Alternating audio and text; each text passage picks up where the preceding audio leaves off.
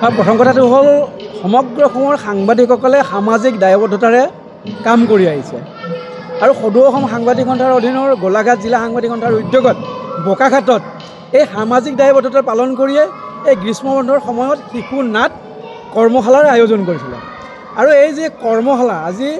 অন্তিম দিনত এই কৰ্মশালাতনো এই কণ কণ শিশুসকলে কি শিকিলে তেওঁলোকৰ এই শিকাখিনি আজি প্ৰকাশ কৰাৰ কাৰণে তিনিটাকৈ টিম তৈয়াৰ কৰি এই তিনিটা টিমৰ জৰিয়তে নাট প্ৰদৰ্শন কৰা হৈছে অৰ্থাৎ তিনিখন নাট প্ৰদৰ্শন কৰা হৈছে আৰু ইতিমধ্যে মই দুখন নাট চালোঁ বৰ সুন্দৰ হৈছে এই যে প্ৰশিক্ষণ সঁচা অৰ্থত এই কণ কণ শিশুয়ে এই প্ৰশিক্ষণৰ পৰা বৰ সুন্দৰকৈ তেওঁলোকে জ্ঞান আহৰণ কৰিব পাৰিছে গতিকে এইটো আটাইতকৈ ডাঙৰ সফলতা কাৰণ নাটক হৈছে এনেকুৱা এটা বস্তু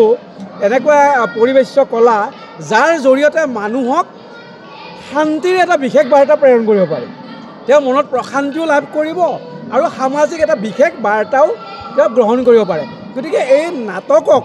সাংবাদিকসকলে যিটো গুৰুত্ব দিছে সঁচাকৈয়ে অত্যন্ত গুৰুত্বপূৰ্ণ কথা আৰু তাৰ কাৰণে মই গোলাঘাট জিলা সাংবাদিক সন্থাৰ সভাপতি সম্পাদককে ধৰি সকলো কাৰ্যকৰ্তাক মই ধন্যবাদ আৰু কৃতজ্ঞতা জ্ঞাপন কৰিছোঁ আৰু বোকাখাট এনেকুৱা এখন ঠাই সমগ্ৰ অসমৰ কাৰণে এখন উল্লেখনীয় ঠাই এই কাৰণে যে বোকাখাটত অভিনয় যিটো শিল্প এই শিল্পৰ লগত বহুত মানুহ জড়িত হৈ আছে আৰু বহু প্ৰতিভা এই বোকাখাটৰ পৰা ওলাই সমগ্ৰ অসমৰ চলচ্চিত্ৰ জগততে হওক ভ্ৰাম্যমান জগততে হওক উজলি আছে জিলিকি আছে গতিকে বোকাখাটক সেইকাৰণে আমি ধন্যবাদ আৰু কৃতজ্ঞতা জ্ঞাপন কৰিছোঁ আগন্তুক দিনত এনেকুৱা প্ৰশিক্ষণৰ জৰিয়তে বোকাখাট বা গোলাঘাটৰ পৰা আৰু বহু ৰত্নৰ জন্ম হ'ব সেই আশা সেই কামনা আমি কৰিছোঁ লগতে সমগ্ৰ অসমৰ সাংবাদিকসকলৰ প্ৰতি যি দুৰ্যোগ নামি আহিছে যিটো এটা ভয়াৱহ পৰিৱেশ এই পৰিৱেশ সাংবাদিকসকলৰ কাৰণে কোনো কাৰণতে সুস্বাস্থ্যকৰ নহয় য'তে ত'তে যিয়ে তিয়ে সাংবাদিকক আক্ৰমণ কৰিব পৰা হৈছে যদুৱে মধুৱে ধৰি এতিয়া সাংবাদিকক যেতিয়াই তেতিয়াই আক্ৰমণ কৰিব পৰা হৈছে আৰু ৰজাঘৰীয়াৰ পৰা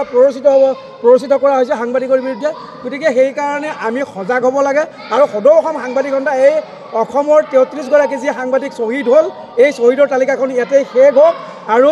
সমগ্ৰ অসমৰ সাংবাদিকসকল যি জাতি মাতৃ ভেটিৰ কাৰণে কাম কৰি আছে ভাষা সংস্কৃতিৰ কাৰণে কাম কৰি আছে সমাজ ব্যৱস্থাৰ কাৰণে কাম কৰি আছে জাতীয় দায়িত্ববোধ সহকাৰে কাম কৰি আছে এই সাংবাদিকসকলৰ জীৱন জীৱিকাৰ সুৰক্ষাৰ স্বাৰ্থত এখন নতুন কঠোৰ আইন চৰকাৰৰ পৰা প্ৰণয়ন কৰা হওক সদৌ অসম সাংবাদিক সন্থাৰ পৰা এই দাবী উত্থাপন কৰিছোঁ।